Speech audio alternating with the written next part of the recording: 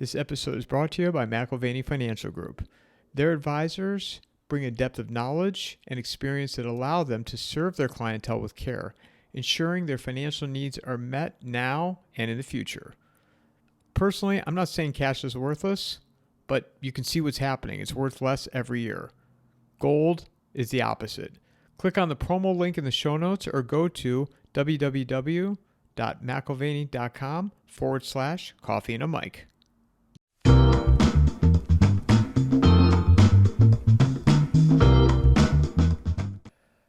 Mark, Johan, thank you so much for doing this. Johan, it's funny I first heard about you when you were on my friend Matt Smith and Doug Casey's show a few months back. And then Jay Burden, I was on his show. He was on mine recently. And then Marty Bent, he's been on my show several times. And then Mark, who's a friend of mine, we talk pretty regularly on the phone. And he says, I read this book. And, then he says, Johann Kurtz. And I go, this is unbelievable. Like I've watched your interviews, and then a personal friend of mine brings up your name and your book, and the whole idea of let's do a show with Mark's idea. I'm like, oh, this is fantastic. So thank you both for doing this. No, thank you for having me. I had no idea my tendrils were spreading so far, but it's wonderful to hear. Thank you very much for the invitation. So, Mark, let me start off by asking you a question. How did you discover Johann's work, and what led you to, buying his book and reading it? The way I discovered is there's a book reviewer called The Worthy House, is the name of the podcast or website, and he did a review of it. And I thought, well, that sounds like a good book. And it was the first time I listened to all those reviews on The Worthy House, every single one of them, because the guy, Charles Hayward, is a very erudite guy, entertaining as hell.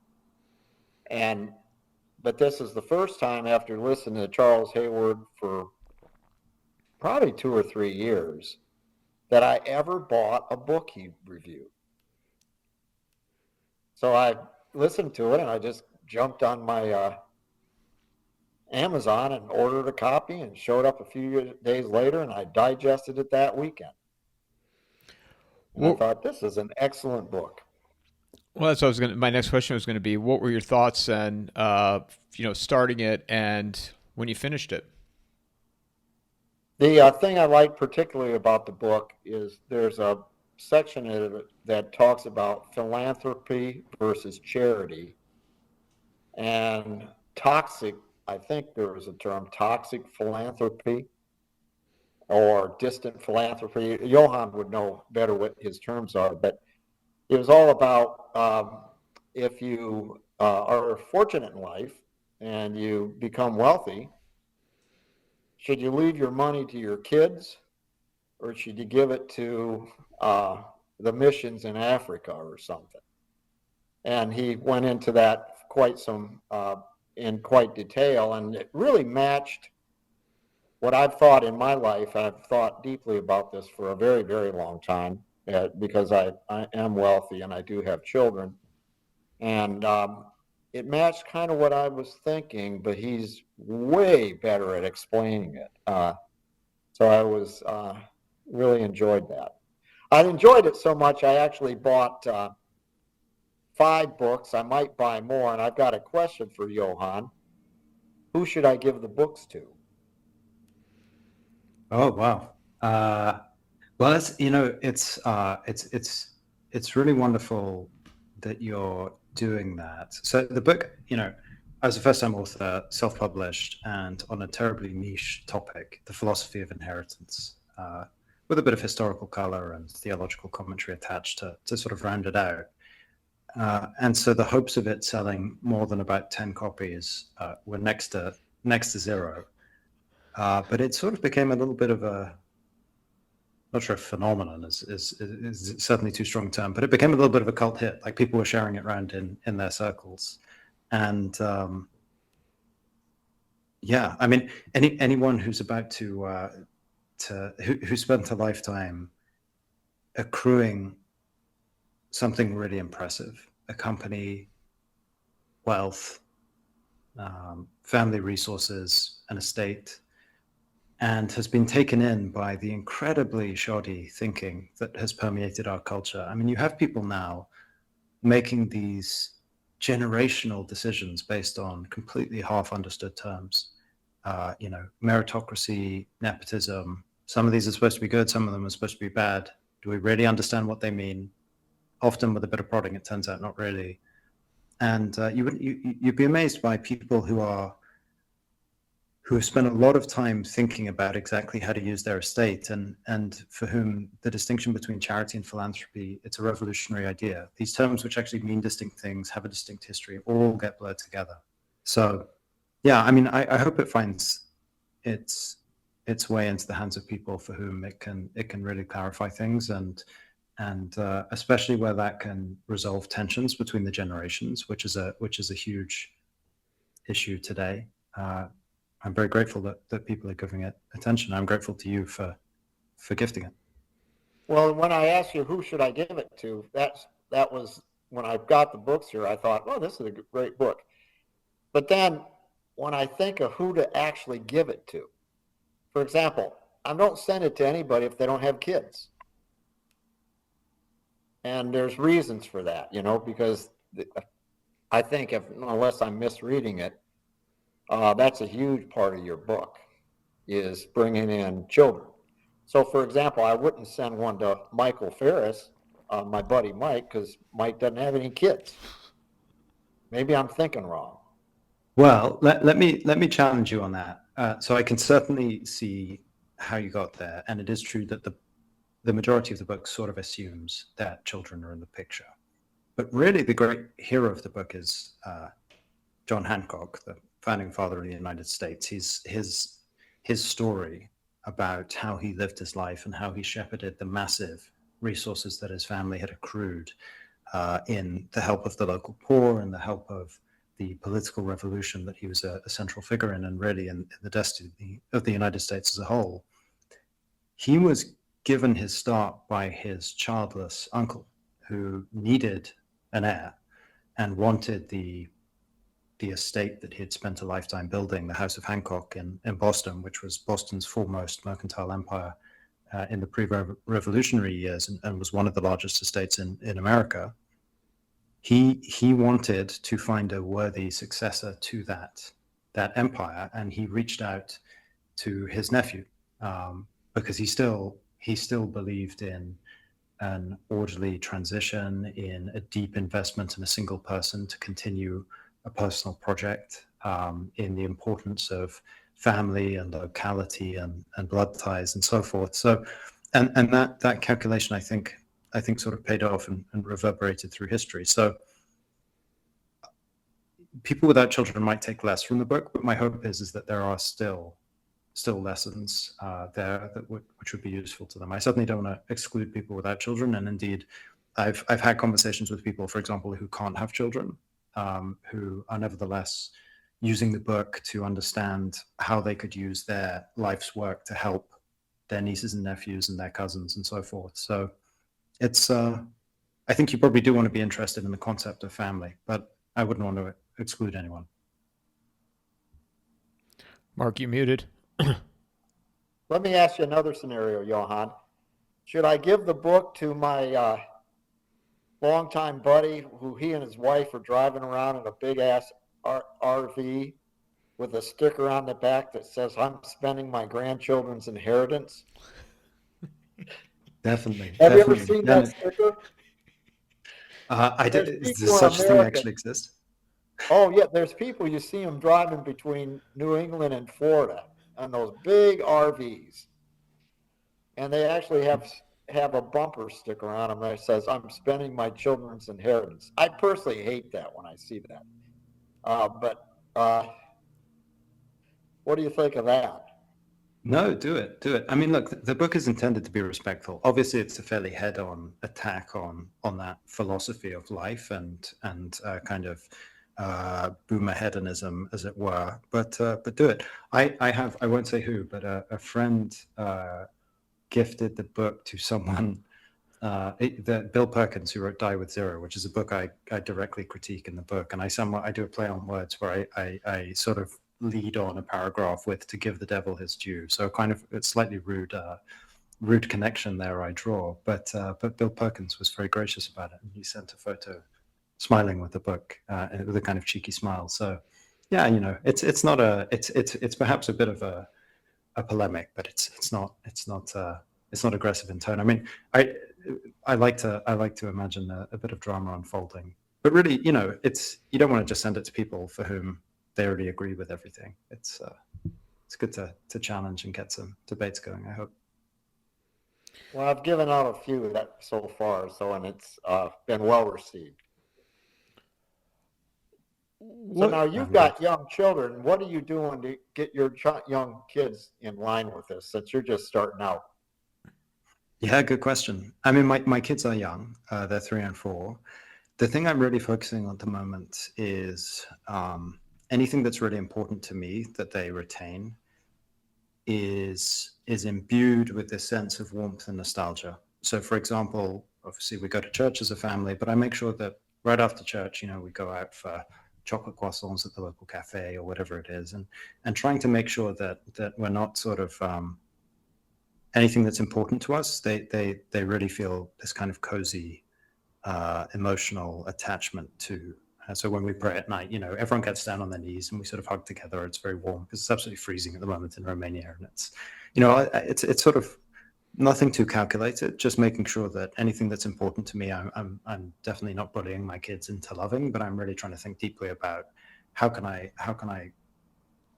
give this a foundation of absolutely deep positive connotations, such that they'll keep returning to it as a place of comfort and strength as they get older. When do you open the curtain to the kids on the family wealth? Good. Well, I think it's a gradual process, but it needs to be engaged in pretty early. What I think is very unhealthy is the dislocation of sense of self and the sudden jerking away of purpose and planning that results when families try and shield their wealth from their children until they're fully formed adults. And I can completely understand the logic for that, which is we want to make sure that they're not resting on their laurels, that they grow up thinking they'll have to fend for themselves, that they, as a result, have the discipline and the drive of someone who knows that one day they'll have to work for themselves and earn their way forward.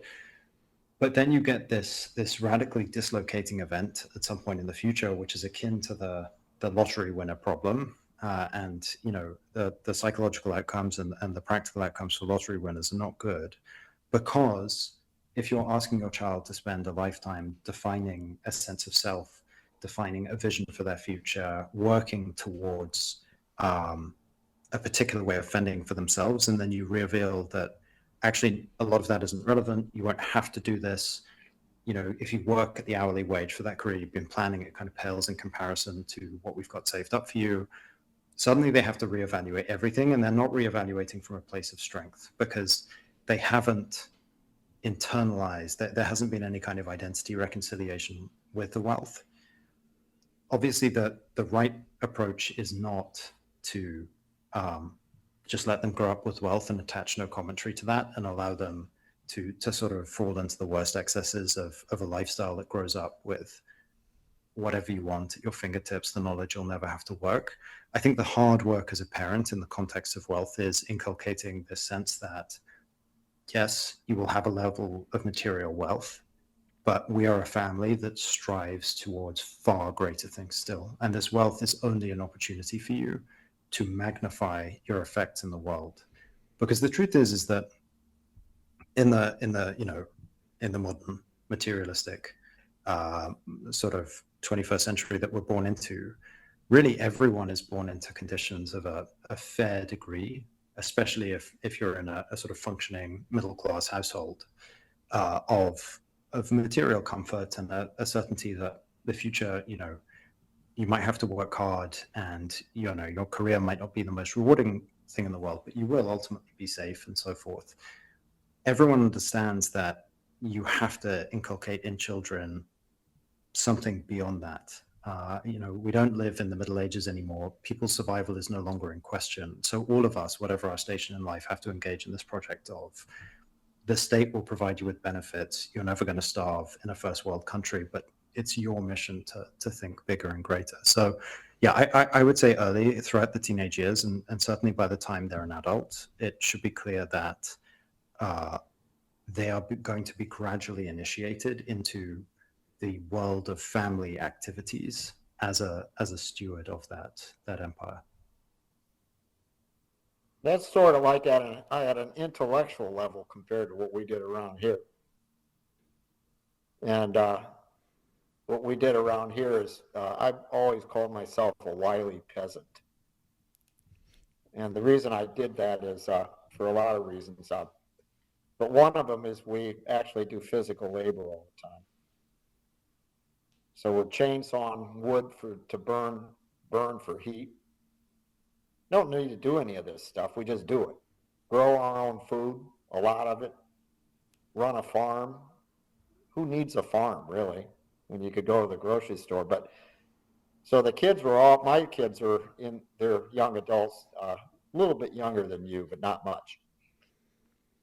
And they all grew up sort of working.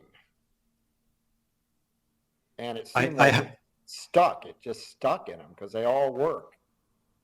Even though they know they don't need to. I have a theory about exactly this, and it's brilliant that you did this.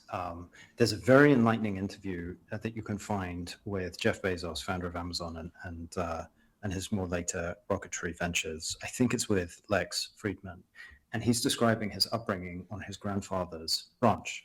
And actually, this is something of a commonality of very high achieving figures. They come from families where either they were directly working on the land out of necessity, or they came from a wealthy family who had a ranch and they contributed to life on that ranch. They were expected to. And my thesis is something like this, which is one of the downsides of growing up in the context of wealth is that you learn to tell other people to do things for you, but you never learn to do things for yourself. And that's a very disempowering situation where other people, if you're ever in a context where other people don't know how to do things, or you're trying to do things for the first time that have never been done before. Conversely, if you are brought up on the context of a ranch or farming more generally it's like a training ground of agency. There are all kinds of tasks that a small child or that an adolescent can go and do for themselves, and they can watch their meaningful impact materialize on the world. Like they can exert their agency over the real world at a young age to achieve a valuable effect, whether it's caring for an animal or repairing a fence or mending a tractor or whatever it is. It's a way to, it's kind of like a playground of relatively straightforward activities with real world effects that children can take on and can sort of immediately see tangible benefits from. So it's like, it's a very apprehensible training ground of agency, of interaction, of will, and I think it's a fundamentally healthy place to be. Doesn't give you much ego. Not quite. If you're out there skinning and gutting a deer, I mean, it's sort of, it's a healthy thing to do, but. My grandma had a farm, and I remember when I was like 12, she lived in an old English house, no central heating, so it was wooden stoves that would warm the place, and in the countryside it was absolutely freezing in the winter, and so you had to carry firewood around, and you had to carry logs to be chopped. And I remember I was struggling with a log, and she had to be like I was probably like 11 or 12, and she had to be like a 70-year-old woman at this point. And she said, "Oh, for goodness sake." And she just took it off me and walked off with it, just so strong after a lifetime of work on the farm. And I think that was a moment of self-reflection where I was like, yeah, I need to get a bit more serious about my athletics here. This is... So as a younger man, how did you come to this subject? It's interesting because normally this is something at best people start thinking about when they're maybe in their 50s. Yeah. You seem mighty young to actually be running at this level of depth on this subject matter. Yeah. Well, I have kids, so it is pressing. But I think the deeper answer is something like, I went to one of the sort of old English schools that people recognize, and it was founded in the 14th century. It has these beautiful buildings, long history, renowned name, and so forth. And that was both a huge privilege and a terribly disappointing experience, because obviously it's wonderful to be going to church in those chapels and so forth. I'm Catholic. It was an Anglican school, but still an august institution. But you had a very real sense that whatever had animated the men of the past to build this institution, that fire in the souls of the present generation and the teachers was just not there. It had gone out, possibly had gone out a long time ago. And that was reflected in some very obvious ways. The school lost the confidence in maintaining it as an all-boys school while I was there. So it transitioned from 700 years of being an all-boys school to being a mixed school in the years I was there. But in lots of subtle ways as well. Like there was no, it was seen as, I suppose, chauvinist to actually be an Anglican school. So you had religious education, where you learned a little bit about Christianity, but a little bit about Rastafarianism too, and it's like a kind of smorgasbord of random ideologies, and always taught very apologetically. And there was just no way that generation could build anything as beautiful or as lasting or as serious or as divine as the institution as it stood. And that was reflected in life outcomes. My friends, and I'm still good friends with many of the boys from that school, and they're good people, but they haven't been set up well for a serious life. Like many of them are only just getting married now, and we're in our mid-30s. Many of them aren't married still. Very few have children. And I think that's a shame, because they're the children of the families who really should be tasked with the spiritual leadership of the next generation in that part of the UK. And some of them had very adverse life outcomes, substance abuse problems and so forth. And then I went into the world of tech, and it was sort of like the opposite side of the coin, where you work with these tremendously smart people, and it's a complete pleasure working with really, really intelligent people. They're responsive and they're ambitious and so forth, and they're creating things very quickly and to an amazing standard of quality. But yet, and I'm doing terribly today because I'm hiding in the bedroom from my kids who are going to bed, but they would always have these white walls behind them, like just white walls everywhere, whenever you Zoom called them. No artistic interest, capability, certainly nothing to do with, the higher arts, mostly no faith. And so, it just felt like a tremendous waste. You get these people who are rapidly becoming very wealthy and sort of assuming to their position as the next generation of elites. And they would spend their evenings probably video games and an IPA, or if you're being really social, you'd play a board game or something, some convoluted, nerdy niche board game or Dungeons and Dragons or whatever. But it just, again, it felt like the tech overlords who were ascending to the top of society were really missing something, that some part of their formation, the formation of the totality of their character and their vision and their sense of aesthetics and manners and faith and culture and history and philosophy and the richness of life, it just wasn't there. And that really concerned me. And I suppose that's how I became interested in this question of cultural patrimony and the formation of children, and what it means to be a fully fledged leading class, and the importance of dynastic thinking in instantiating that. Why do you think that you went that route instead of going the route of the tech people and the IPAs and the video games? And because just chatting with you now for a few minutes, it's very impressive. So what do you attribute to that? Thank you. And I think some of it's kind of, it's difficult to say. It's kind of always there, yearning for something older. There is this kind of towering figure in my life, who's my grandfather, the husband of the grandmother I mentioned earlier, who's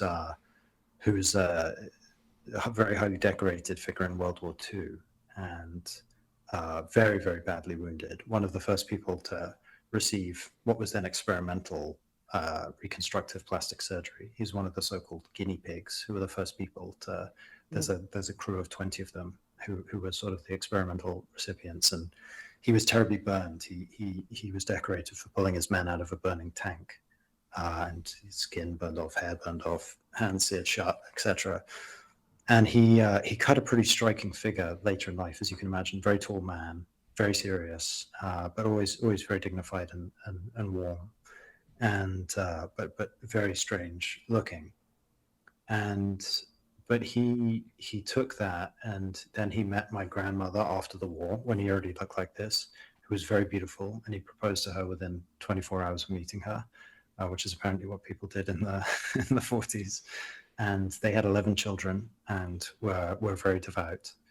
And he, he was on his deathbed 50 years later singing hymns, and that sort of always struck with me. And I've got his war medals, his portrait, and his war diaries here with me in the flat.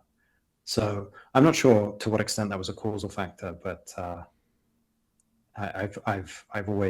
he's always been there for me, in my mind.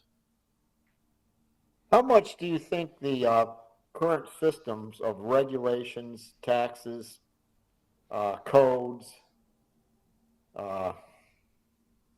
et cetera, busybodies, I sort of view them, has beaten this out of the whole society, beaten the whole idea of legacy out, and not only that, beaten the idea of beauty and aesthetics? Because the current stuff that's, for example, I'm very active in restoration, preservation. And I like to preserve buildings, particularly buildings that are more than 100 years old. That 1890, 1850s era, I think, maybe been the best era of the human history for a lot of reasons. But they had beauty, they had permanence. But now you try to build something like that, and it's not even legal. As I tell people, when was the last time you see Walmart put in a time capsule in the corner? Nothing's permanent. So the question is how much do you think has been beaten out of people by the system and the codes and regulations? And how do you fight? There's some ways in which that is absolutely the cause. I think there are other causes as well, which have created a sort of perfect storm.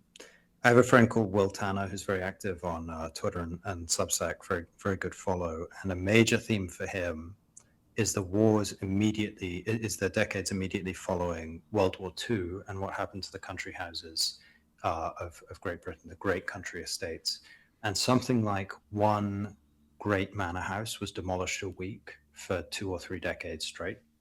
As a result of various things, primarily estate taxes. There were incredibly punitive estate taxes in the UK for a 30-year stretch there, where it's not an exaggeration to say a sort of quasi-socialist Labour government ruled. Estate taxes were in the order of 80%. And that just made it completely untenable. And they were pretty bad by the time of the First World War II. It made it completely untenable to maintain these institutions because they were expensive to run, and you do need an estate, an inheritance to maintain them. And there was a horrible perfect storm where you had estate taxes being, you had essentially an estate tax crunch because of a lot of aristocrats died in the wars. They died disproportionately. And so generations would go off and die, a series of heirs would die, and it would just whittle the estate down to almost nothing in very short order. And there wasn't a huge amount of wealth that was generated after the war. Britain was a pretty poor place for a bit. And the cultural patrimony we lost as a result of basically spiteful legislation by people who considered these structures, which in their very existence radiated inegalitarianism. They were living physical expression of the belief that, an unapologetic statement of class, but I think a functional one and an important one, which bound up the notion that yes, there is an upper class in British society, with this idea that they are charged with the beautification and the refinement and the elevation of standards and aspirations and beauty, aesthetics, faith in the society. And there is no Englishman who doesn't feel proud now of those beautiful estates. I have no claim to ownership over any of the great remaining estates, and yet I'm proud that I was of the same civilization which created them, even if they were owned by other men, because I'm an Englishman, I have some connection to them. So the kind of spiteful antagonism of that by the great levelers, as it were, was very much deliberate. On the other hand, I think there are a confluence of factors which are less deliberate and perhaps more relevant to America. One of which is the change in the composition of inheritance. So, 1890s in America, 90% of workers work in agriculture, most work on family farms, and the inheritance that is passed down between the generations is in these very liquid assets like farms that demand you work. And obviously there's a degree of trading and liquidity that takes place, but basically you're handing on to your sons something that they are expected to take on and steward and work. Somewhere in the mid-20th century, this transitions to the expectation being that you'd sell the house that was given to you by your parents, and a lot of your inheritance would be in fully liquid form, stock, shares, these kind of liquid cash, these kind of liquid forms. And there, you're not being asked to remain rooted in place and nurture something stably over generations, coupled with both social and geographic mobility in the 21st century. We live in a transient era, and in some ways this is radically exacerbated by bad policy. I would give the example of certain cities, for example, just being allowed to degrade into being radically unsafe and unstable, causing families to flee. And you do that enough times and families feel that it's not worth laying down deep roots and building beautiful things because they might have to run away in 10, 15 years. Whereas if you've been in the same place, if you look at, for example, the Earl of Broughton in the UK, his family have literally been in the same seat for 1,000 years. And there's nothing, you can't do that if the government is going to allow what happened to Detroit to happen to Detroit, and the same with parts of New York and so forth. So that's part of it as well. And then also, it's the collapse in faith. It's a transition to postmodernism and so forth. That whole architectural and aesthetic trend is a huge discussion in and of itself, but it really is a perfect storm. And what I hope is that, what I think is clear is that once you lose the muscle memory, the cultural muscle memory to do these things, to build beautiful things, to assert aesthetic taste, to commission artists, to go to your local church and say, I would love to put in a donation specifically for a stained glass window in this, all that cultural muscle memory, once it's gone, it's gone. And we really need to be deliberate about rebuilding that back up, because we've never lived in a time of greater affluence. There are families out there that can absolutely and should absolutely be doing these things. And frankly, they'd love to do these things. But I'd like to give them the confidence in sort of taking up that mantle again.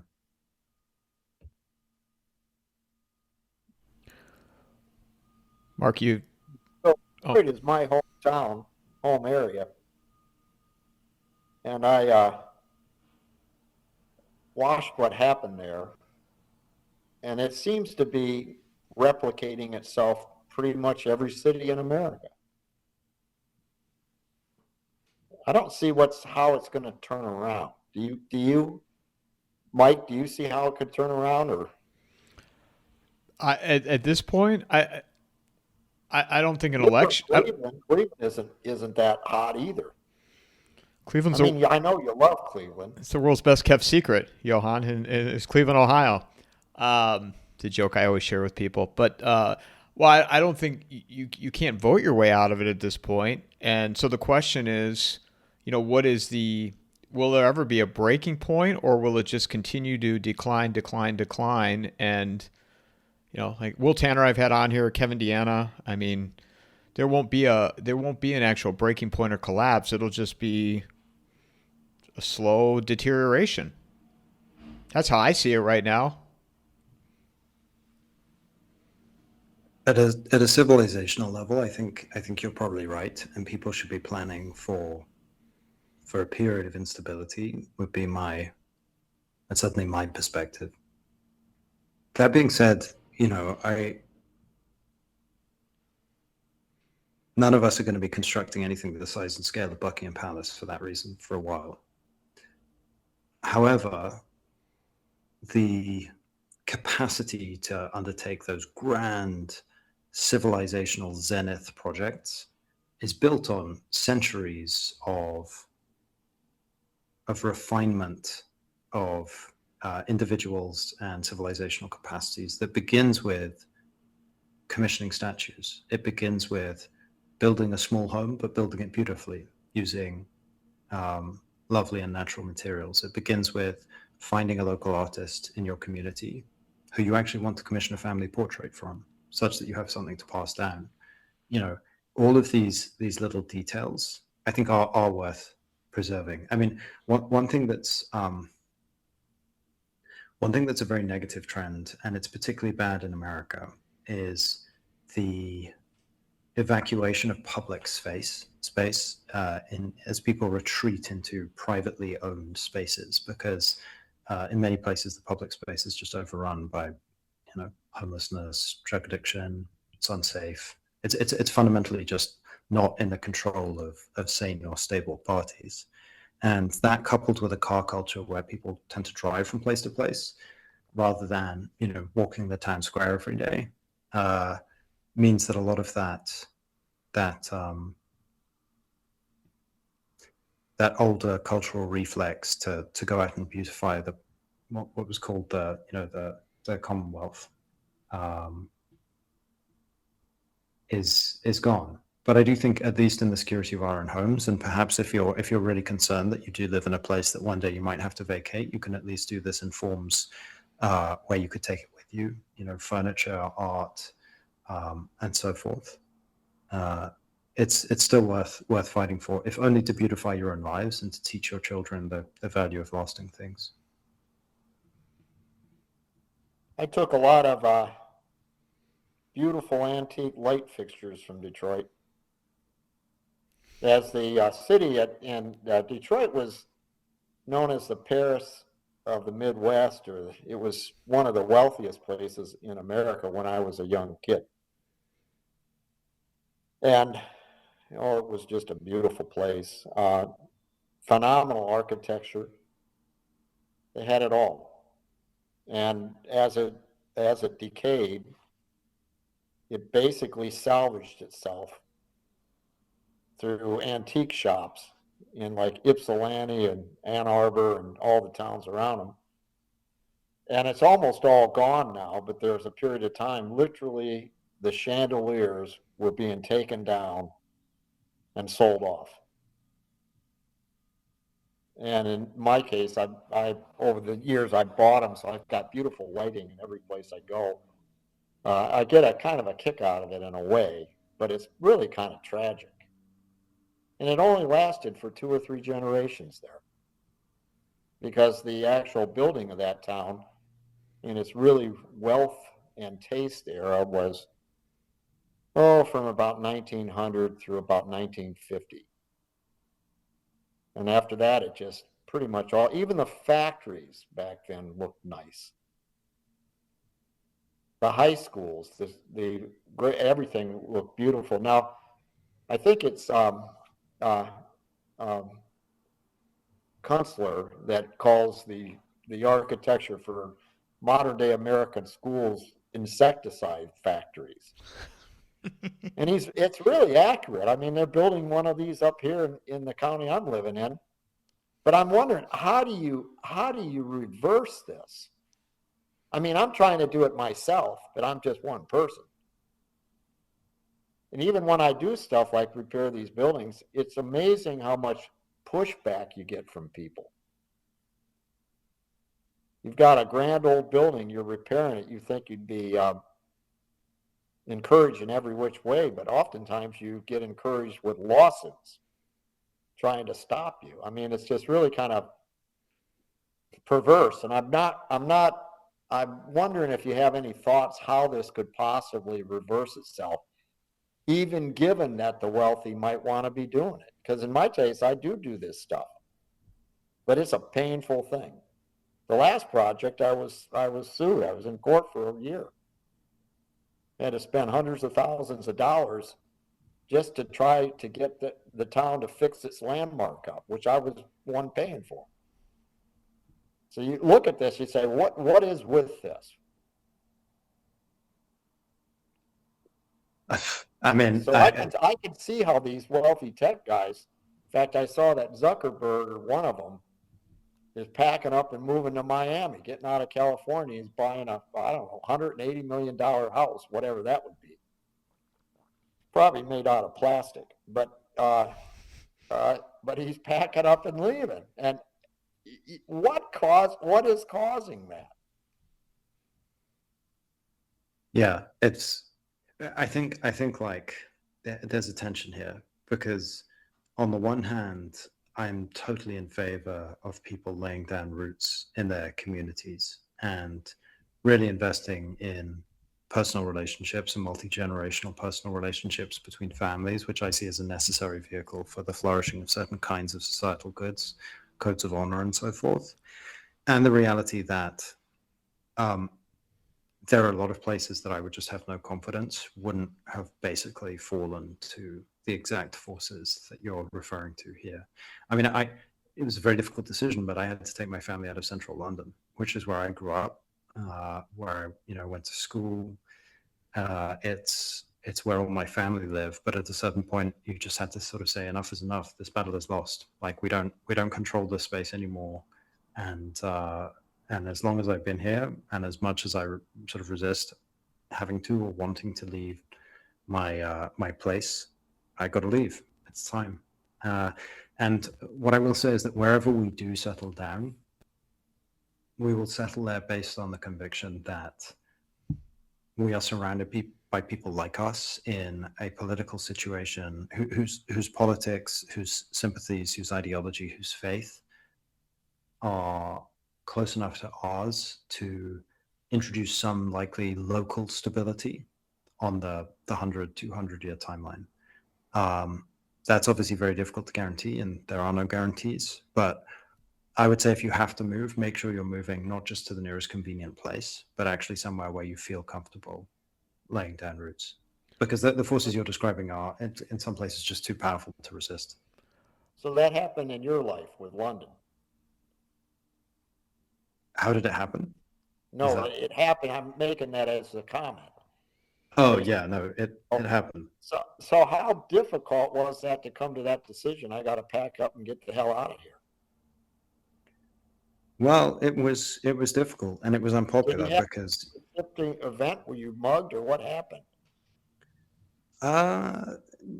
No, there's mugged plenty growing up. That's a normal part of being a public school boy in London, because we have to wear these very jolly uniforms, which are basically like sticking a sticker on your head which says "mug me," for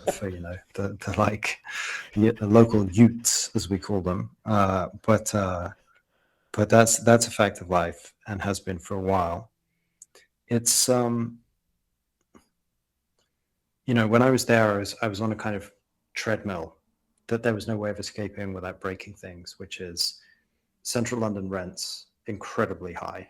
And by the way, you need to pay for private schooling for your children because the local state school is like, the parents don't speak English. Like there's almost no one English there. It's a borderline dysfunctional institution that certainly you're not about to initiate your children into any kind of English identity into. It's just a very chaotic thing maintained by the state. So you've got to go private. Blindingly expensive per child in central London. The NHS will offer you such and I won't go into details, but like definitely a major part of this was how harrowing our experience having our first child with the NHS was. This is Britain's National Health Service. Britain's National Health Service is so bad in this area that their annual budget for dealing with lawsuits brought against medical malpractice in their natal maternal ward is higher than their budget for deliveries and so forth. Like they expect the lawsuits to radically be more expensive than their actual operational costs every year because they're so bad at delivering babies safely and so forth. It's just a horrendous situation. You want to deliver at home, I guess. I Take mean, your yeah, chances and have the baby at home. yeah, we went to a private hospital for our second, which was a wonderful experience, but was also crushingly expensive. So it's just like at every level, you're being taxed for something the state doesn't provide, and then you have to pay some horrendous charge to compete with. There's a saying in London. You're competing for jobs with the poorest people in the world while paying for property in competition with the richest people in the world, like Chinese, Arabic, Russian, have bought up huge amounts of property. So it's just like a nightmare situation. Anyway, that cycle was sort of sustaining itself. Live in central London to work in tech, to get a salary, to live in central London to work in tech. And I just sort of had to rip that flywheel and be like, look, I'm going to go up a great job. And I'm going to move to somewhere safe and child friendly while we sort of take stock and reevaluate. So we just upsticked and moved to Romania, which was a great decision. I like it here. I'm not sure it's where we'll stay long term, but very safe, relaxed pace of life, inexpensive, while they can build up a business to replace the lost income. I wouldn't say my parents are terribly chuffed that because we used to live 2 streets away from them and 2 streets away from my brother as well. So it was a nice little local community we had there. So breaking that wasn't easy, but I mean, frankly, I think I was the first frog to jump out of the boiling water. I don't know how long the rest could stay either. We'll have to see. Let me ask you another question on change the topic slightly. One of the things I liked about your book, in fact, I've got it right here. It's a great book. You can tell I used to be a sales guy early on. Anyway, is you intersperse the book with quotes from the Bible and religious thought, and the spiritual thoughts of the books are quite deep, in my opinion. And that's they're very reflective, very good. As a real Christian guy, aren't you supposed to render unto Caesar what's Caesar's? And what I'm getting at is the whole tax issue. Do you view it's a moral thing to have to pay everything they're coming at you in taxes? Wow, What's the morality of the tax system we currently live under? It's a good question. I've honestly never thought about that specific question in stark terms. Well, in America, and let me give a little context. In America, at least as me growing up in my days, you were always expected to pay your taxes from a patriotic and moral point of view. But is it moral? Is it morality, or are you paying your taxes because if you don't pay your taxes, they're going to come out and take you out in handcuffs and throw you in jail? So the coercion of the whole system was masking itself in an argument about morality. It always struck me, in later life, it struck me as strange. So, but what is, going back to it, what's the morality behind that? It's a good question. I don't put myself forward as a theologian, but I can try and riff on it and maybe arrive at somewhere interesting. Let me make a few observations. The first is that there are a hierarchy of laws, and any law which is a moral religious commandment from God obviously supersedes in legitimacy a law which happens to be passed down from a temporal ruler, especially a non-Christian temporal ruler. And so I do think there's there's an argument to be made that if your taxes are funding, when I left London, the major bill passing through Parliament was the euthanasia bill, assisted dying, and potential expansions of abortion and so forth. And it was just like the policy direction of the government had absolutely nothing to do with the Christendom out of which Britain emerged. And if you're actively empowering that, if every dollar you earn, half of that goes towards empowering that government, I think that there is an actual clash of laws going on at a certain point. The second thing I would say is that there's a crisis of legitimacy when, you know, in Catholic social teaching, but I think this will be apprehensible to all Christians. There's a notion that the polity, the political order, exists both out of the family and for the family. Like the family is the beginning and end of the political order. In other words, the family, the husband and wife is, and the children is the smallest productive unit of society, of multiple people engaging in a contract to form productive ends. And it is also, you know, it has holy resonances with the Holy Family and so forth. It's the site in which we fill all kinds of commandments, be fruitful and multiply and so forth. And society is necessary. It's a necessary construct to allow for the security of the family, the flourishing of the family, the mutual cooperation of families, the bringing about of all kinds of goods that are only possible in a society.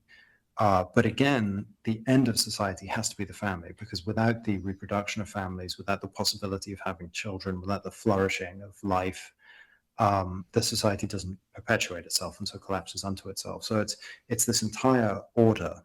And I just think very transparently that metaphysical substrate of the contemporary liberal order is not functioning as intended. It has a real crisis of legitimacy, because if society isn't reproducing itself, if there's a crisis of mental health, I think it needs no justification that there's a spiritual crisis in the UK. The church is collapsing. Then you know it's not fulfilling its very basic telos, its purpose, and I don't think you have to buy into that and go down with a sort of godless ship. So I certainly didn't have. I'll say that in my heart of hearts, when I moved out of the UK and ended my significant contributions to the British tax base through my last job in tech, I genuinely felt good about that. I think the world is a better place because of that, according to my deepest values. How do you get young people to have more children? It's a good question. I have a theory about this, which is so people will give you these answers to that question, which sound possible, and the data doesn't bear it out at all. So like they'll say something like, well, you know, contraception is ubiquitous, or testosterone and sperm counts are declining, or it's feminism, or it's, you know, there's various other theses. You know, there's a affordability crisis for young people in buying property. I think all of these things play into a grander whole. I'm not discounting them as real sources of the struggle, but you do have to account for the fact that the birth rate collapse in the West basically follows a 300-400 year continuous decline. Now, some of that is probably inevitable as more children survived. So people had a lot of children when a lot of young children would die, and there seems to be a relatively universal preference for having 2 to 3 surviving children. Like that's it's certainly not the case for all families, but collectively it averages out to about that. But there are various things you can do which suppresses that, in some cases pretty radically. My view is that what has happened is there have been real changes in how we assign social status that have radically negatively impacted the family. It used to be that if you go back hundreds of years, there would be real status advantages to having a thriving multi-generational family. And now there are essentially none. And there are a lot of operative factors which go against that. And some people will say like, oh, I don't care about status, or you shouldn't care about status. But social status is a very, very important psychological, social phenomenon for all of us. Like we actually care about being respected by our peers, being treated with deference, being seen as someone who is doing the things which are universally understood as conducive to a good society, who are, doing the right things that were held in esteem in our community. These are fundamental psychological needs. If you go back 500 years and you ask what gives a woman in society social status, Will Storr in his book on status evokes a tripartite architecture. He says there are dominance games, there are success games, and there are virtue games. In other words, you have high status if you're seen as a leader, you're dominant. You have high status if you're seen as highly competent or productive in some domain which is useful for society, or you are seen as having high status if you are making sacrifices for the society, if you're pious and moral and virtuous and an exemplar for the community.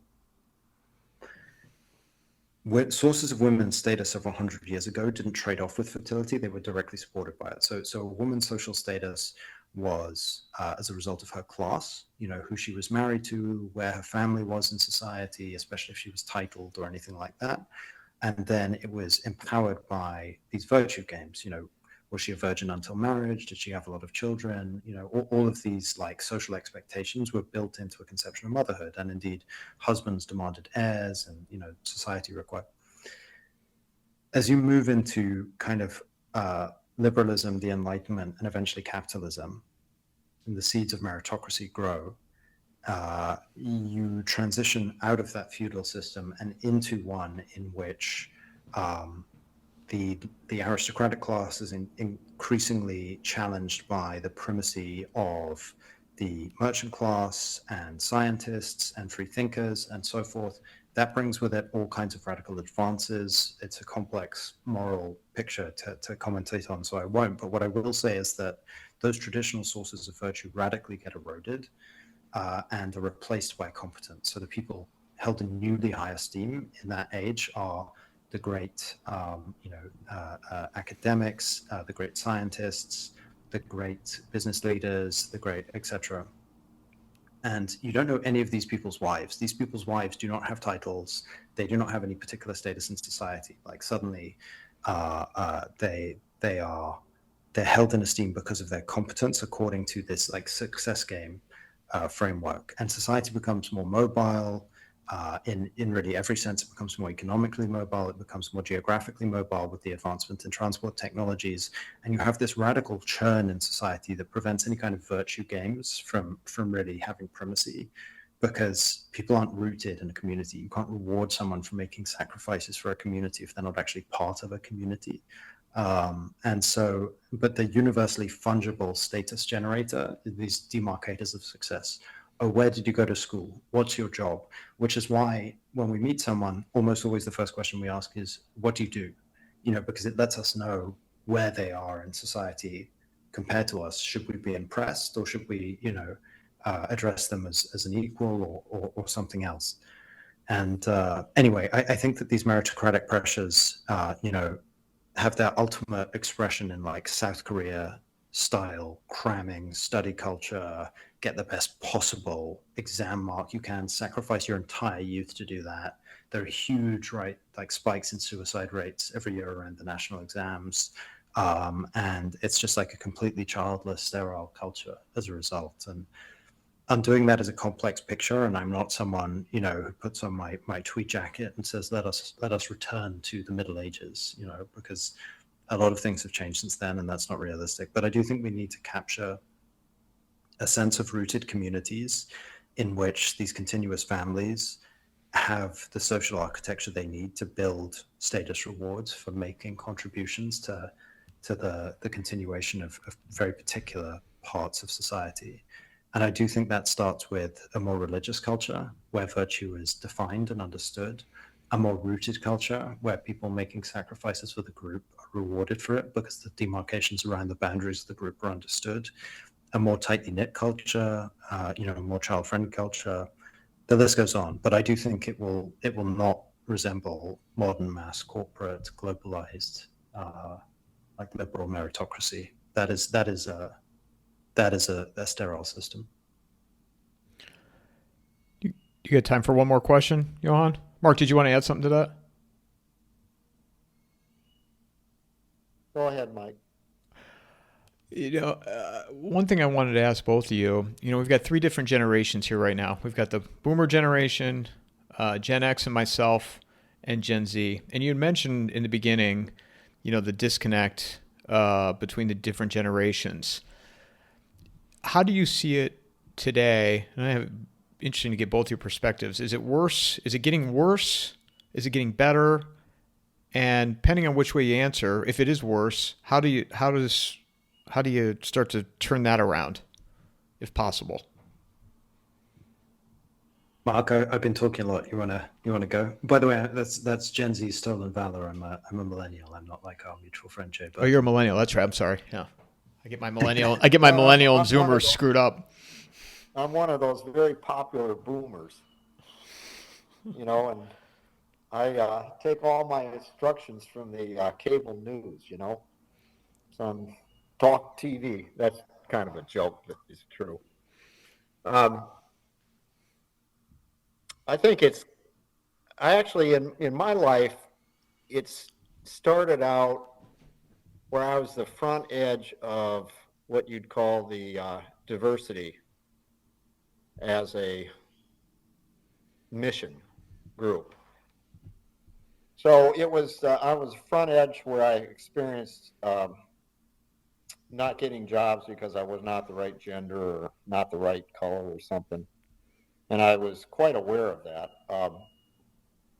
And it's changed my life in a certain way, in a positive way, because it made me go out on my own. Otherwise, I would have stayed in a hierarchy corporate and for promotions, but I never got promoted. So I said, screw it. I just went out on my own. It ended up working out better. But in recent times, it seems to have gone into overdrive. So I think it's probably at its edge. Meaning I think it's coming to an end. And it's coming to an end because the diversity thing doesn't produce as good of results. Everything is crappier. So my sense is it's on its heels. I could be wrong about that. The breakdown between the generations, you mean? You think it's hitting a peak and it's going to get better, or do you think it's still getting worse? I think if it doesn't start getting worse, we probably won't be able to be crossing bridges and flying on airplanes anymore. They won't even stay in the sky. The whole thing about enshittification, where everything is crappier than it used to be, is true. There's a competence crisis for sure. And so, either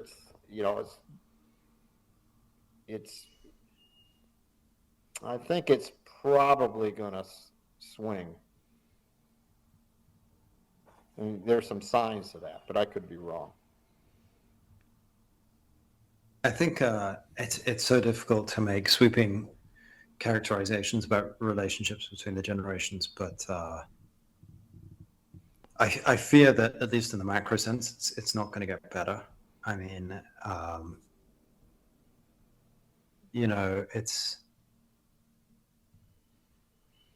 it's very difficult, I think, if you're an older person, to let go of paradigms that you have been either propagandized or initiated into and operated under your whole life at the last minute, when they've kind of proven to be flawed in some profound way. I mean, for example, the kind of the post-war consensus, as it were, that any kind of particular loyalty to your nation or your people or your family over and above loyalty to the world. You meet a lot of old people who just they can't, that's the moral paradigm which has defined their life. And to accept that that's flawed is, would mean reevaluating in a harshly critical light every action they've ever undertaken, and the cognitive dissonance would just be too extreme, and people don't want to go through that. And so, when I know some older people in London, and they live on streets that are just falling apart, with drug dealers with like Pakistani drug dealers or Albanian drug dealers and like crack addicts on them, and they'll be like, London's always been a bit rough, this is just business as usual. And they're not ready to really step back and to look at things and to look at what's happened to the nation and to the West and to the things they held dear, and how, frankly, if certain trends continue, like England will barely be recognizable. London certainly not. London's only like, in my child's generation, it's only like 15% white British. So it's just a completely different city to 50 years ago. It's unrecognizable. But people are resistant to seeing that. And as long as people are resistant to seeing that, the older generations are resistant to letting go of the moral paradigms, which were slightly utopian and have manifested in deep structural flaws in the West. I don't think there can be any grand reconciliation between the, you see some of these like I wouldn't call it slightly utopian. I'd call it full utopian. Yeah. But the reason I have some optimism is the younger people, like I've got a Zoomer son, and the stuff that comes out of his mouth is something that could never be said when I was younger. And people say, he's autistic. That's the latest thing. And I think, thank God for autism. Because I see in the younger men in particular a realism that was never even mentally around 20 years ago. And I think that's a good thing. 20 years ago, if you said some of this stuff, you were a lunatic. And now it's generally acknowledged. And for the younger guys, they're just right there. And that's good to see. And that to me is hopeful. Now, it may be too late because there might not be enough of them. The problem is that because those guys, and I completely disagree, it's a great thing the younger generations are so forthright and so clear in what's gone wrong. Yeah, praise the Lord for autism, as I say. Yeah. Lack of social skills or whatever they're always claimed. They don't have no social filter. That's what I hear. They don't have a social filter. I say, thank God. Maybe a title for my next book. What's that? Maybe a title for my next book. No. Anyway, this book, Leaving a Legacy, I wrote it in the hopes of it's almost it's a defense of the way that the younger generation sees the world. Actually, family is really important to invest in, and it's really important to be particular, to invest locally, to carry on these generational bonds of values and dynasty and so forth. But I tried to write it in a way where it doesn't get caught up in that polemic shouting match, and hopefully is sort of intelligible by people who don't already believe all those things, in order to bridge, at least in a few families, some kind of reconciliation between the generations. Where could people find you guys, Johan? Well, find the book on Amazon, Leaving a Legacy, Johann Kurtz, and I'm on Twitter and Substack as well. If you Google my name, the best place to follow my work is Substack, where I blog weekly. When will the next book come out?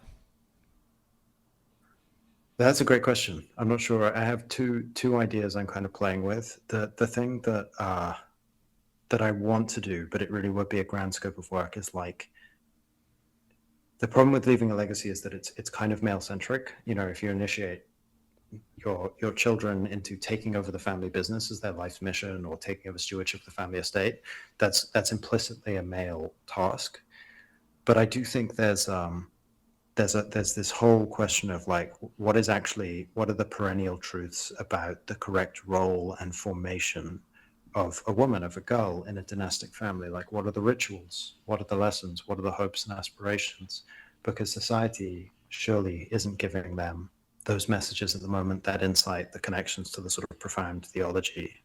The kind of the what is a woman question that has racked our society for the last few years is like, on one hand, yes, of course, the church and conservatives have a great answer, and that, it's an adult biological female, but the theology of womanhood is so fascinating. It's you have these amazing writers like Catherine of Hildebrand and so forth, that I would love to do Leaving a Legacy for women and girls, basically. So, Mark? Where to find me? Yeah. Is that what you're asking me? Or Yeah. I mean, I know where to find you, but a holler, and you better not be driving up the holler. unannounced. Don't drive up unannounced. Yeah, I'm not a public figure, so I really don't have a public profile. Guys, thank you so much for doing this. I look forward to continuing to follow your work, Johan, and appreciate you both taking time to have this discussion. thank you. Had a great time. Mic drop.